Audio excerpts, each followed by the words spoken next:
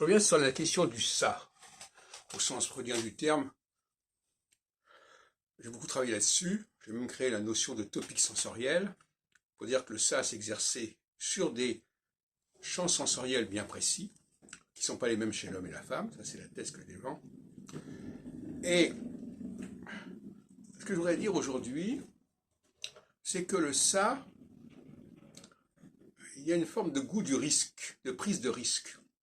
Je ne fais pas ce qu'il faudrait, mais j'en prends le risque. Je fais le pari que ça va marcher.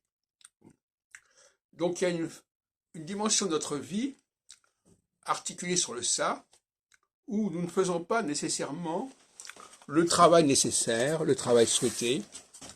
Donc nous jouons un peu avec le feu, on peut dire, et quelque part avec le diable d'une certaine manière. Cette dimension diabolique de notre vie peut prendre des formes mineures ou majeures, ce sont les cas.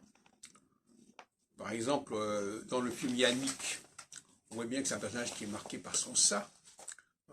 Il prend plaisir à interrompre une représentation théâtrale et à dire « moi je veux ceci, moi j'attends cela », etc. Bon. Alors, il prend des risques. Et il fait des paris. Et on s'aperçoit que dans bien des cas, les gens sont un peu irresponsables, mais ils sont conscients de leur irresponsabilité.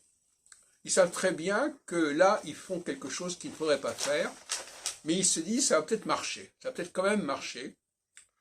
Et parfois dans la vie, quelque part, les gens ont besoin de cette dimension fantasmatique, où on n'est pas constamment dans le contrôle de la situation, on ne prend pas toutes les précautions, on fait preuve d'une certaine négligence, on laisse de côté certains paramètres, pour voir ce que ça va donner. Côté un peu expérimentateur. Le ça est une forme d'expérimentation.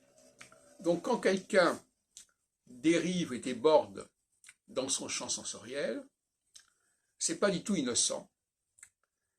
C'est une forme de retour du refoulé d'une certaine manière. C'est en tout cas une prise de risque avec une forme de jubilation dans l'infraction et dans la transgression.